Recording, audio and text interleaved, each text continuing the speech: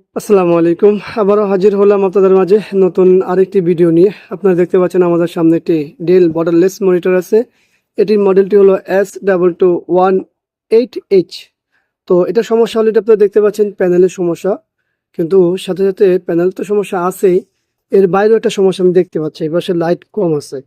তো আর এখানে তো দেখতে পাচ্ছেন একটা একটা দাগ অলরেডি পড়ে যায়, দেখুন। তারপরে সিলিকিং করে, বা আমরা যেটা বলি ব্লিঙ্কিং অনেকে বলি, অনেকভাবে বলে। তো যাই হোক, মূল সমস্যা হলো প্যানেলের সিগনেচারও আছে, এটা এক জায়গায় দেখানো হয়েছে। তো ওখান থেকে ফেরত আসছে। এখন ব্যাকলাইটটি কেন এক সাইড জ্বলছে না সেটাও দেখতে হবে, পাশাপাশি প্যানেলের যে সমস্যাটা আছে সেটা তো সমাধান করতেই হবে। তো চলুন ব্যাকপার্ট খুলি, তারপরে দেখি। আর এই মডেল যদি অনেকে দেখতে চায়, অনেকে খুঁজে যে আসলে মডেলটা কোথায়, তো এই যে এখানে হলো মডেল, এই দেখুন S2218H, দেখতে পাচ্ছেন তো।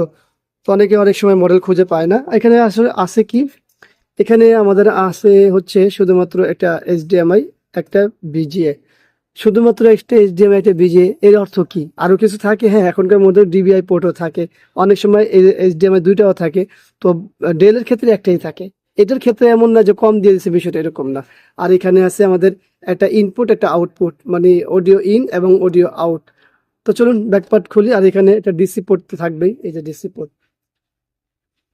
তো ব্যাকপার্ট খুলি, তারপরে দেখি। ব্যাকপার্টটি আমি খুলেছি। ব্যাকপার্ট খুলে কয়েকটা জিনিস খেয়াল করলাম আর কি। তার মধ্যে উল্লেখযোগ্য হচ্ছে যে, যেহেতু ব্যাকলাইটের সমস্যা করে, এই কেবলটি লুজ আছে কিনা। তো আসলে এই কেবলটি স্বাভাবিকভাবে আছে। আর এখানে দেখলাম যে এই পাশে একটা স্টিকার থাকে, অনেকগুলো স্টিকার থাকে, মানে এই এলবিডিএস কেবল লাগানোর জন্য, আটকানো রাখার জন্য। সেটা তো নাই। পাশাপাশি এখান থেকে অনেক গাম টাম বা আবিজাবি দেখতেছি। এরা আসলে এখান থেকে কি করেছে, ওই এলাকার মিস্ত্রি দেখেছে। তো তো যেটা হয় আর কি, এলাকার মিস্ত্রিগণ আসলে কি বলবো, তাদেরকে আমার আমার বলার কিছু নেই। তারা অল্প বিদ্যা ভয়ঙ্কর, যে বিষয়টা আছে সেটা সত্য। আর ব্যাকলাইট তো সমস্যা আছে, সেটাও দেখলাম। তো এগুলো সব খুলে নিতে হবে আমাদের, যেহেতু প্যানেলে কাজ করবো, পুরোটা ফ্রেমে আমি খুলে নিব। টোটাল ফ্রেমটাই খুলে নিয়েছি, দেখতে পাচ্ছেন। এখন আমরা দেখার চেষ্টা করতেছি যে যেখানে দেখিয়েছে ওরা কি করেছে। ওরা আসলে অনেক কিছুই করছে, দেখেন টোটাল পার্টটাই অটোমেটিক উঠে যায়। আমাদের কিন্তু এই নিচে যে আঠা থাকে, সেই আঠাটাও খুলে ফেলছে। মানে এলাকার মিস্ত্রিগণ বাইরে আছে, যারা আসলে কি করবে দিশা পায় না। তো তাদেরকে আসলে আমি কি বলবো, আমার ব্যক্তিগতভাবে তাদেরকে বলার একটাই, যে ভাই, সবকিছু একটা নিয়ম আছে, নিয়মের বাইরে যাওয়াটা কারোর জন্যই ঠিক না। তো যাক, আমরা প্যানেলের সমস্যা দেখেছি। তো এই ভিডিওটা শুধুমাত্র যারা ব্যবহারকারী আছেন তাদের উদ্দেশ্যে তৈরি করছি, কোনো টেকনিশিয়ানদের জন্য না। যতটুকু আমাদের পক্ষে সম্ভব ছিল দেখানো, দেখিয়েছি। এখন আমরা এখানে আসলে সময় দিব ভালোভাবে, তারপরে কাজ কি রেজাল্ট আসে তার উপরে নির্ভর করে। পাশাপাশি ব্যাকলাইটও সমস্যা আছে, প্যানেল একটা সিগনেচারও আছে। তো প্যানেলের সিগনেচারটি হলো এই যে দেখতে পাচ্ছেন। আর ফিলিকিং তো করতেছে।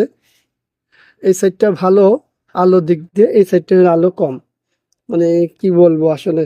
ঠিক আছে, চলুন চেষ্টা করি, দেখি। আর আইসি কি গরম হয় কিনা দেখি। হ্যাঁ, আইসি তো এই যে যখন শর্ট হচ্ছে তখনই অতিরিক্ত গরম হয়ে যাচ্ছে। ঠিক আছে, দেখি কি করা যায়। তো অনেক সময় কাজ করলাম, কাজ করার পরে এখন পাওয়ার দিয়েছি, দেখতে পাচ্ছেন বিজে কেবলটি লাগানো আছে। আমাদের পাওয়ার সাপ্লাইতে পাওয়ার অনও হয়েছে।